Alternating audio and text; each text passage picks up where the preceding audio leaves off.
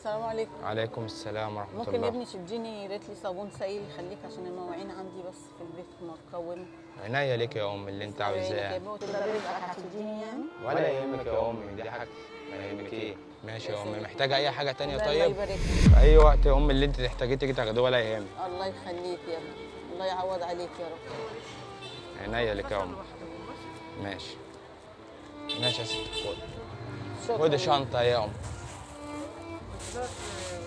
شاكرين قوي يا ابني. اللي أنت عاوزاه.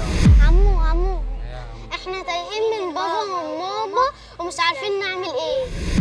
ليه كده يا لوكا؟ أنت فطرت طيب؟ لا يا عم، احنا مش عايزين حاجه، احنا عايزين بس نرجع لماما. أبديكي فلوس طيب لا تفطري؟ يا عم شكرا، احنا عايزين ماما بس. يا شيخ طب تعالي اقعدي بس هنا ونشوف ماما. خدي خلي الفلوس دي معاكي عشان ايه نجيب لك بقى اكل. تعالي اقعدي هنا اهو.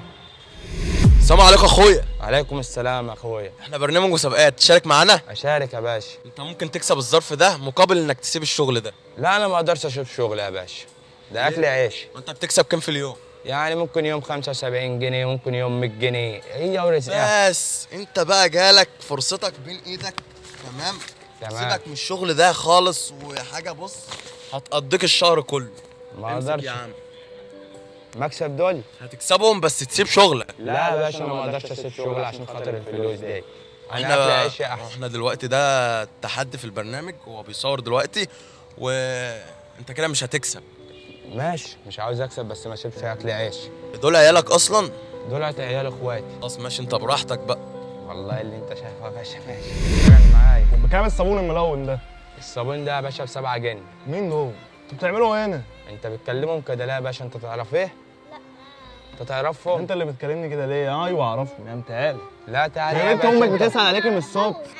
انت نساني يا بنت، انا ساكن جنبكم يا بنت. يا باشا اتكل على الله. هما يلا بيشوفوني كده. اسمع بس، عشان هما ما بيشوفونيش كتير، هما انا من عندهم انت الحته، بس تعرف هما ايه؟ ما بيشوفونيش كتير. تعرفه؟ يا عم صغيرين. يا باشا روح اتكل يا على بنت الله. امك لسه سائل عليكي من لا دايخه ما عليك. بدورش عليه.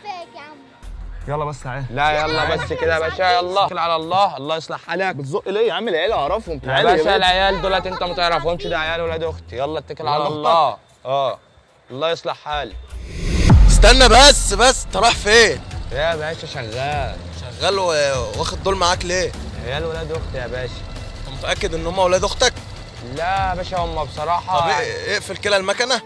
هم بصراحة يا باشا هم تايهين من بابا من الصبح ومامتهم وهم معايا. امال ليه قلت اولاد اختك؟ بعمل ايه طيب وهم معايا من ساعة الصبح اقول عليهم ايه؟ طب انزلوا كده، ده برنامج في الكاميرا هنا، واحنا كنا بنصورك من اول الست اللي خدت منك الصابون. ايوه. دي اصلا معانا في البرنامج، دي الجايزة اللي انت رفضت تسيب شغلك عشانها، انت كسبتها. صح ودي كويس. الفلوس اللي انت كنت مديها لنور.